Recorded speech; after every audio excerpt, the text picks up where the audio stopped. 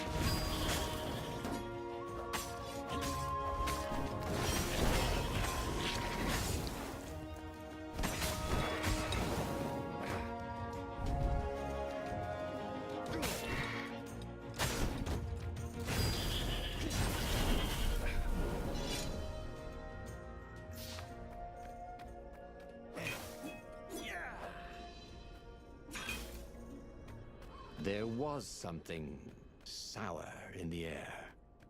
Like the earth had ruptured over something that had been fermenting for a very long time.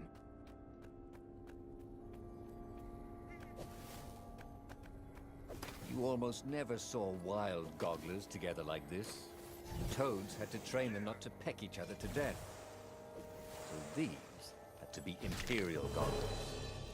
That meant ravens were up ahead.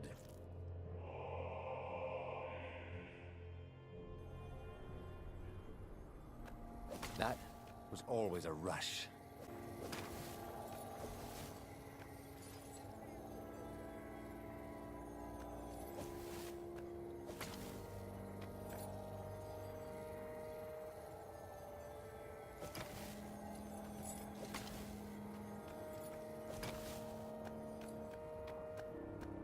The stone hadn't lied about what it could do for him.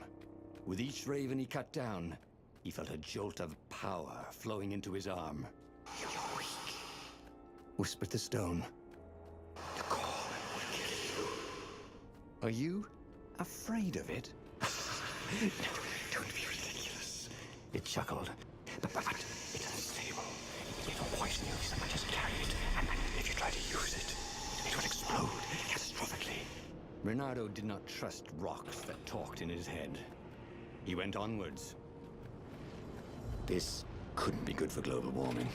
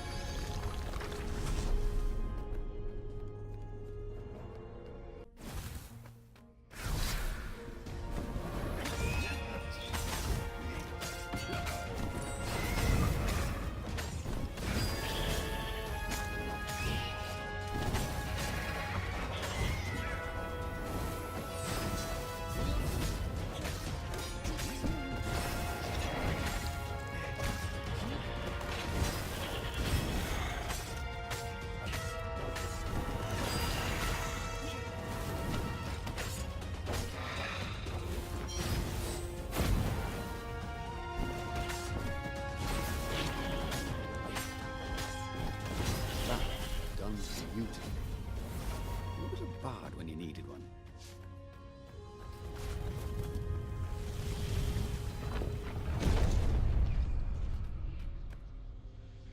As he approached the core, The stone became hysterical. No, it's too much power. We'll rip a hole in space and time. He had a sudden vision of plunging his gauntlet into the core and dying in anguish. That wasn't his vision, was it? The stone had sent him its darkest fears, hadn't it? He had a sudden impulse to do exactly that. He raised his right fist and plunged it into the core. There was a rush of light. He thought he could hear the stone screaming. And then he passed out. When Ronaldo came to, the core was gone. But the Iblis stone was no longer black, but glowing with a blue light.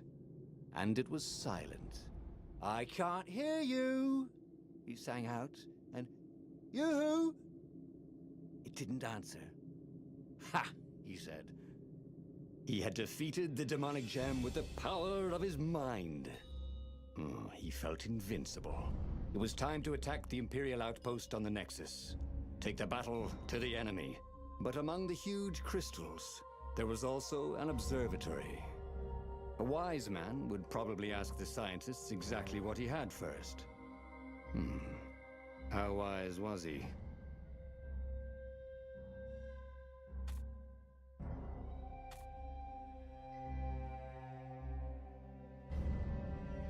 As the Farfarer made its way toward the Nexus, Bernardo watched sparks fly out of the core.